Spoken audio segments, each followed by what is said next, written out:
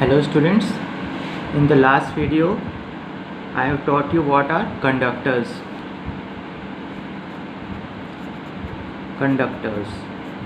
Conductors में हमने दो चीज़ देखी थी। एक तो जो गुड कंडक्टर्स होते हैं, गुड कंडक्टर्स, और एक poor conductors,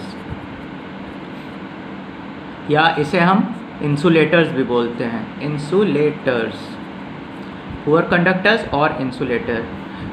in short last में हमने गुड कंडक्टर्स में मेटल्स की बात की थी। ज़्यादातर metals are good conductors of heat and electricity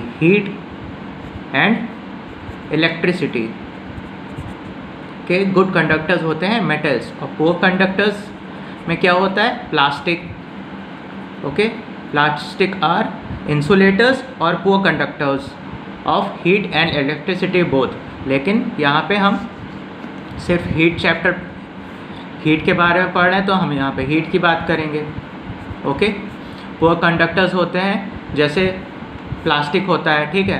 pan में हमने बताया था बैकेलाइट लगा होता है। लास्ट वीडियो अगर आपने देखी हो, तो नहीं देखी हो तो आप लोग देख लीजिएगा, उसमें हमने बताया था, ठीक है। अब हम पुअर और गुड कंडक्टर्स और पुअर कंडक्टर्स को थोड़ा सा और जानेंगे।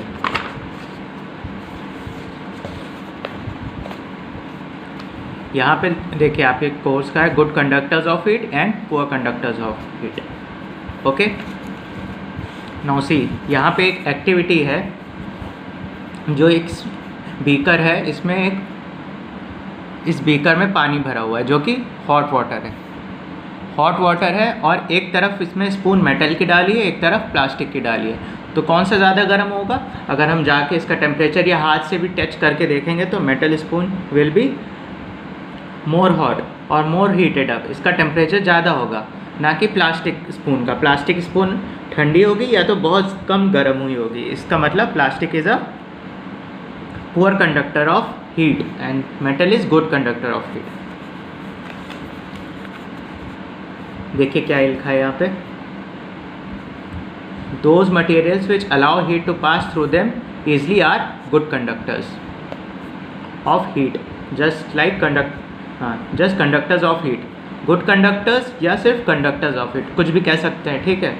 वो पास करने देता है हीट आराम से। मेटल्स जैसे कि इसके जो मॉलिक्यूल्स होते हैं, इसके जो पार्टिकल्स होते हैं, वो हीट को ट्रांसमिट करते हैं बहुत तेज़ी से। प्लास्टिक के जो होते हैं वो इतने फ्रिक्वेंटली या ना के बराबर करते हैं, इसलिए वहाँ पे हमें हीट फील नहीं होती। यहाँ पे देखिए क्या लिखा है, those materials which do not allow heat to pass through them easily is called poor conductors of heat. जो मैंने अभी बताया वही यहाँ पे लिखा है, ठीक है। अब आके देखिए,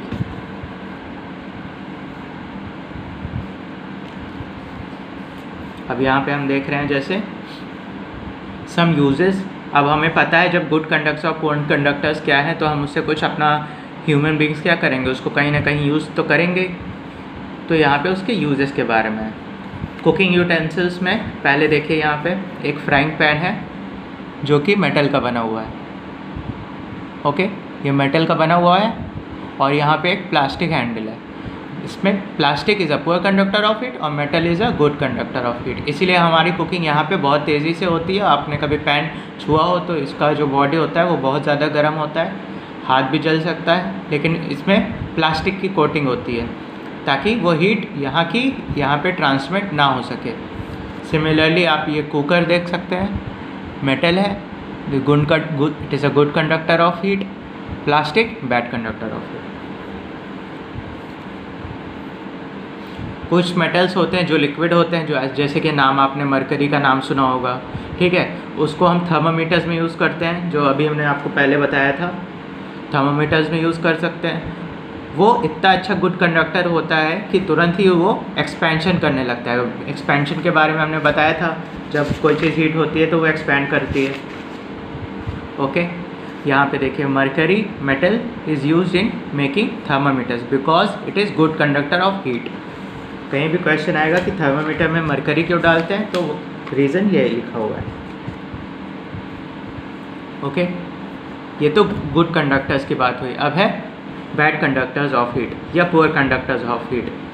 we wear woollen clothes in winter, जो हम विंटर्स में वोलन क्लॉथ्स, स्वेटर्स, ठीक है, और ब्लैंकेट जो होता है हम लोग वो रुई भरी होती है ना, उसमें बहुत मोटी सी होती है, उसको ओढ़ने पे या गर्म कपड़े पहनने पे हमें उतनी ज़्यादा ठंडक नहीं लगती।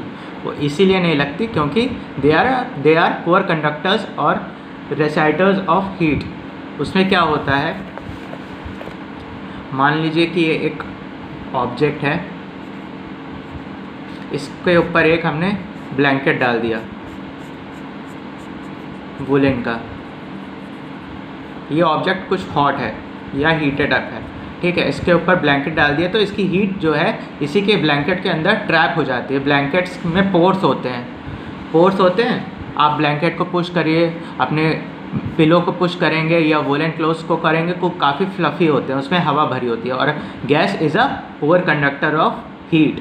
तो क्या होता है, गैस जो होती है वो, इसमें जो ऑक्सीजन या एटमॉस्फेरिक एयर होती है जो ब्लैंकेट में भरी रहती है, वो इस हीट को बाहर नहीं जाने देती है, या बाहर जाता भी है तो बहुत कम जाता है, इसीलिए हमें वार्म फील होता है। क्योंकि हम जब कपड़े पहनते हैं, हमारी बॉडी की हीट होती है वो वुलन कपड़े हमारी बॉडी के अंदर या अंदरी लेयर पे वो रोक देते हैं। जैसे कि मान लीजिए ये कोई चीज़ है, यहाँ पे एक वुलन कपड़ा डाल दिया इसके ऊपर से, तो इसके बीच में जो हीट होगी वो ट्रैप हो जाती है, एक तरह से थोड़ी बहुत लॉस होगी, उसको हम काउंट नहीं करेंगे, लेकिन वो हीट ट्रैप हो जाती है। ओके, वो ट्रैप होने के बाद हम ये बॉडी को वार्म रखता है। ऐसे ही हमारी बॉडी भी होती है, इसकी जगह आप अपनी बॉडी को फील कर सकते हैं कि वो वार्म फील होने लगती है जब हम वोलन क्लोथ्स या कुछ मोटे कपड़े पहनते हैं। सॉलिड्स, लिक्विड्स और गैस, इसमें एक और बात ध्यान रखिएगा, सॉलिड्स जो होते हैं वो लिक्विड से ज़्यादा गुड कंडक्टर्स होते हैं। कंडक्टर्स में देखें, अगर कोई भी सॉलिड हो, प्लास्टिक, मेटल या कुछ भी हो, सॉलिड्स जो होते हैं वो लिक्विड से ज़्यादा अच्छे से कंडक्ट करते हैं हीट को। लिक्विड्स के मॉलिक्यूल्स लूजली बॉन्ड होते हैं, ठीक है, इसीलिए वो उतना अच्छा कंडक्ट नहीं कर पाते, और जो गैस होते हैं वो और भी ज़्यादा लूजली बॉन्डेड होते हैं, इसीलिए वो और भी ज़्यादा हीट कंडक्ट नहीं कर सकते। लेकिन सॉलिड जैसे कि मेटल है, इसको हम हीट करेंगे तो ये एकदम से हीट ट्रांसमिट हो जाएगी, गैस में इतनी जल्दी से नहीं होती। इसका पुअर कंडक्टर्स, जैसे कि वुलन का जो हम बात कर रहे थे, वहाँ पे एक और एग्जांपल आ सकता है, जैसे कि अगर पहली सिचुएशन हो कि एक हम ब्लैंकेट दें और इसे कहें कि आप लोग ठंडक में ओढ़ लो, या फिर आपके पास 2 ब्लैंकेट्स हों पतले पतले, तो ये एक मोटा ब्लैंकेट हो जो कि थिक हो, और ये 2 थिन ब्लैंकेट्स हो, तो कौन सा ज़्यादा बेटर होता है? वो होते हैं ये 2 थिन ब्लैंकेट्स, क्योंकि इसके बीच में हवा ट्रैप्ड रहती है, यहाँ पे जो हवा है वो ट्रैप्ड रहती है, इस पार्ट में ये हवा जो एटमॉस्फेरिक प्रेशर वो ट्रैप्ड रहती है। और जो भी चीज़ यहाँ पे कोई भी बॉडी होगी, एक तो ये थिन इंसुलेटर या पुअर कंडक्टर, दूसरा ये एक सेकेंड लेयर आ जाता है एयर का, फिर ऊपर एक थिन लेयर ऑफ ब्लैंकेट, तो इसमें ट्रिपल इंसुलेशन मिल जाती है इस बॉडी को वार्म रखने के लिए। तो 2 थिन ब्लैंकेट्स ज़्यादा बेटर होते हैं एक थिक ब्लैंकेट के। ओके, अब यहाँ पे देखिए, if we are given a choice in winter of using either 1 thick woolen blanket or 2 thin woolen blankets joined together, then we should prefer 2 thin woolen blankets joined together। मतलब हमें 2 thin layered वाले blankets choose करने चाहिए over thick layer, जो हमने आपको अभी explain किया। फेदर्स ऑफ बर्ड, जो बर्ड्स के फेदर्स होते हैं वो वार्म होते हैं कोल्ड विंटर में, उन्हें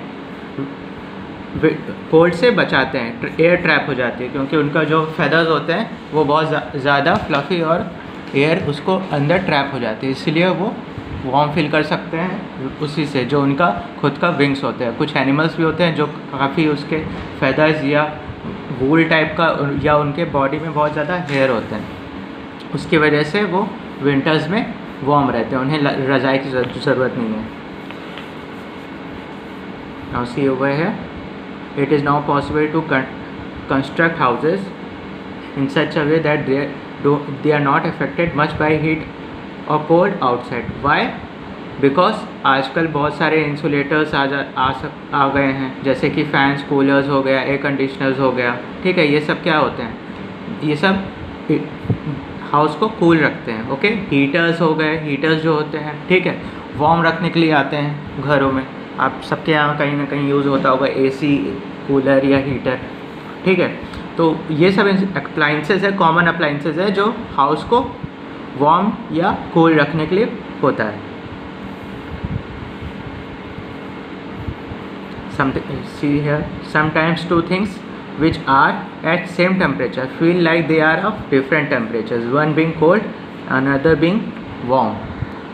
और यहाँ पे ऐसा क्यों लिखा है कि कुछ चीज़ें होती हैं, जैसे हमारा विंटर सीज़न में ये एक पेन है जो कि मेटल की है और एक ये पेन है जो कि प्लास्टिक की है, ठीक है। विंटर्स में क्या होगा, जब हम मेटल छूते हैं तो हमें कुछ ज़्यादा ही ठंडा लगता है प्लास्टिक के बजाय या वुड के बजाय।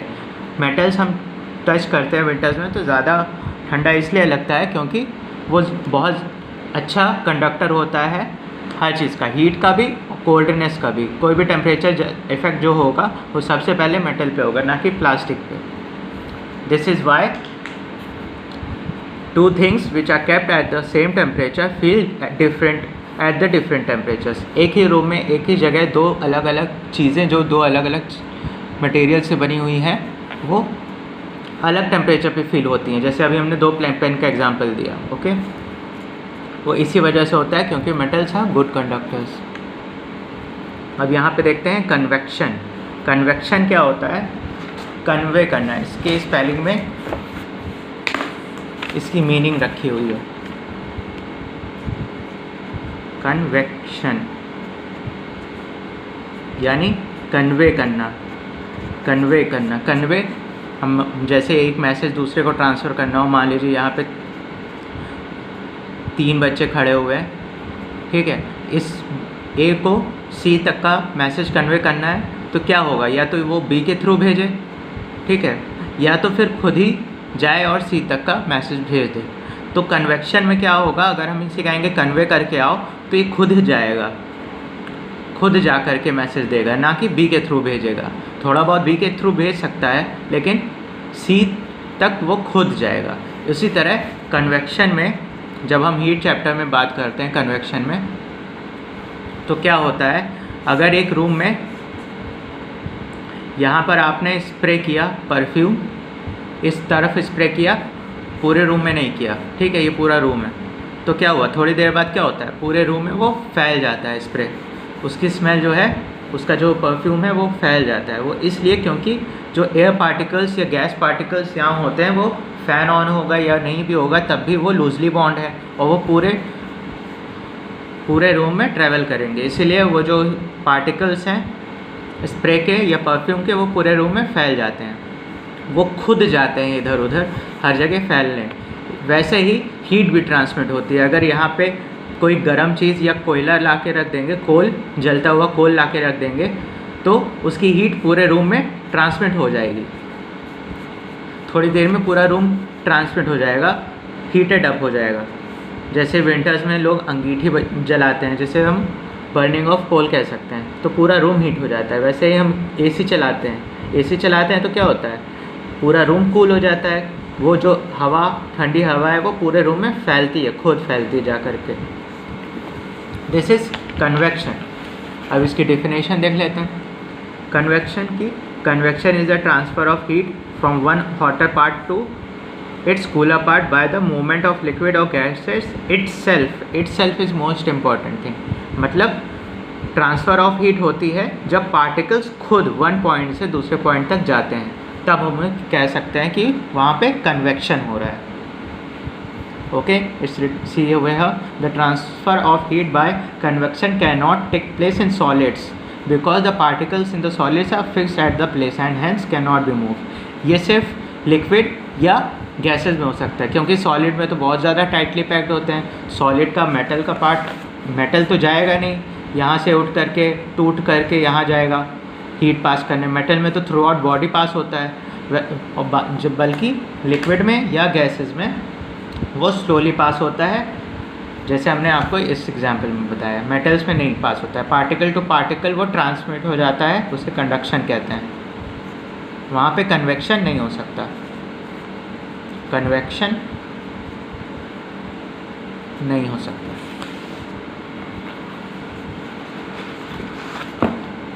यहाँ पे देखिए एक chapter convection in water. Water में कैसे कन्वर्ट करते हैं हीट को। ये एक बीकर रखा है, यहाँ पे ये हीट अप हो रहा है, तो क्या हो रहा है, इसके जो पार्टिकल्स जो नीचे होंगे वो ज़्यादा वार्म हो जाएंगे। कोई भी चीज़ वार्म लिक्विड या गैस होती है, दोनों चीज़ में वो ऊपर जाती है। लिक्विड या गैस, और गैस जब भी वो हॉट होगा तो वो अपराइज करेगा, मतलब नीचे से ऊपर जाएगा। यहाँ पे ये वाटर नीचे हीट अप हो रहा है तो ये ऊपर जाएगा, ये ऊपर जा रहा है, ऊपर जा कर के फिर यहाँ पे जाके कूल हो जाएगा या ठंडे पानी से मिक्सअप होकर फिर नीचे आएगा, क्योंकि वो कूल हो जाएगा। कोल्ड वाटर सिंक्स, देखो लिखा है cold water sinks, hot water rises. Hot water rise हुआ, ऊपर ठंडा हो गया क्योंकि एटमॉस्फेयर था, और ऊपर का पानी नीचे वाले से कुछ ज़्यादा ही ठंडा था। नीचे वाला ज़्यादा, सबसे ज़्यादा गर्म होगा तो फिर वो नीचे आता है, फिर वो ऊपर जाता है, फिर नीचे आता है, ऐसे ही ये पूरा वाटर गर्म हो जाता है। The circulatory movements of the water in the beaker in which hot water rises and cold water sinks again and again is called convection currents। यहाँ पे ऊपर जा रहा है फिर नीचे आ रहा है, ऊपर जा रहा है फिर नीचे आ रहा है, एक तरह का सर्कुलेशन हो रहा है ना, साइक्लिक प्रोसेस है, इसीलिए यहाँ पे सर्कुलेटरी मूवमेंट लिखा हुआ है। और ये क्या हो रहा है, कन्वेक्शन करेंट्स, इसको करेंट्स कहते हैं। ये एक लेयर के फॉर्म में जा रहा है ना, एक लेयर ऊपर गई, फिर वही लेयर ठंडी होकर नीचे आई, फिर ऊपर गई, फिर लेयर नीचे आई, तो इसे नाम देते हैं कन्वेक्शन करेंट्स। ओके, जब भी कोई बीकर में या यूटेंसिल में हम पानी को गर्म करते हैं तो हम कह सकते हैं it is heated up due to convection of current, convection currents. हाँ, यहाँ पे लिखा है water is in a beaker is heated by convection of currents. Okay,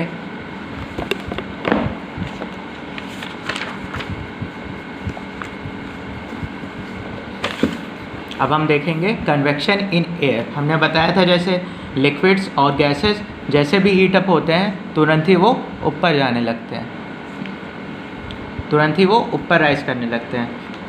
अब देखो, the air in the room is heated by convection currents. ये heater है जो हमने आपको एग्जाम्पल पहले बताया था, ये हीटर है ना। अब ये हीटर से क्या होगा, हॉट एयर क्या होगी, ऊपर राइज होगी, और ऊपर राइज होने के बाद जो वो ठंडी पड़ जाएगी पूरा, हमेशा तो हीट रहेगी नहीं, उसका जो हीट है वो लॉस होता रहेगा।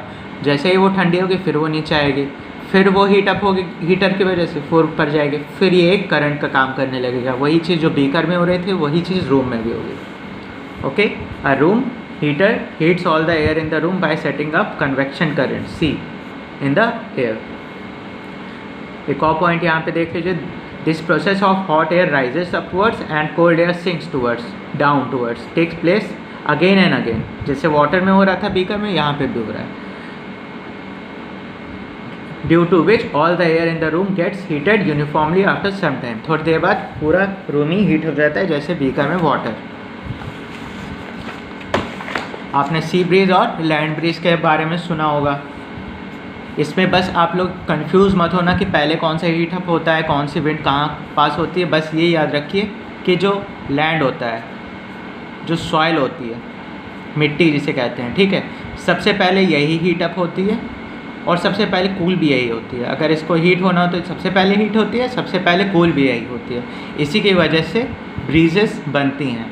इसको याद रखिएगा, सबसे पहले वार्म यही होता है और कूल डाउन भी यही होता है। जब डे टाइम में क्या होता है, लैंड पहले गर्म हो जाती है। जैसे हमने आपको बताया सबसे पहले लैंड गर्म होती है, तो क्या होगा, सेम जैसे यहाँ हो रहा था, हीट अप होगा, हीटेड एयर ऊपर जाएगी। अब क्योंकि ऊपर चली गई, नीचे का पोर्शन खाली है, और सी जो कि थोड़ी देर बाद या उससे ज़्यादा कूलर है, ये भी वार्म हो रहा होगा इसकी वजह से, सन की वजह से, लेकिन इतनी तेज़ी से नहीं। तो ये कूल एयर इसके ऊपर की आ जाती है हॉट एयर की जगह पे, हॉट एयर ऊपर चला जाता है और ये लैंड पे ये कूल ब्रीज आ रही होती है सी से, तो हम इसे कहते हैं sea breeze blows during the day time में सी ब्रीजेज आती हैं। सी की तरफ से जब ब्रीज आती है तो हम सी ब्रीज कहते हैं, लैंड की तरफ से जब ब्रीज जाएगी तो हम उसे लैंड ब्रीज कहेंगे। ठीक है, लैंड की हीटनेस जल्दी से हीट हो जाता है, इसीलिए हॉट एयर ऊपर गई और उसकी जगह कूलर एयर उसकी जगह लेने आ गई। इसी वजह से ये हवा सी की तरफ से लैंड की तरफ आती है, इसे हम कहते हैं sea breeze blows during the day. The breeze that blows from sea towards the land is called sea breeze. Similarly रात के टाइम मून दिख रहा है ना, रात का टाइम है, रात के टाइम क्या होता है, फिर से लैंड जल्दी से कूल हो गया। हमने बताया था सबसे पहले लैंड गर्म होगा और सबसे पहले गर्म होने के बाद सबसे पहले कूल डाउन भी होता है।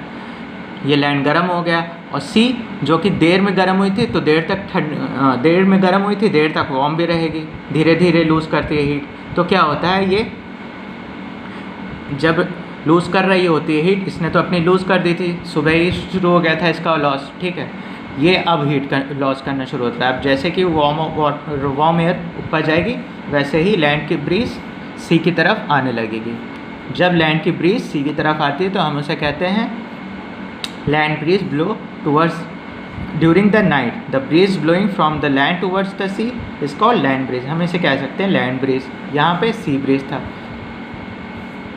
आपको समझ में आ गया? ठीक है, रेडिएशन अब हम नेक्स्ट वीडियो में या लेक्चर में पढ़ेंगे। ओके।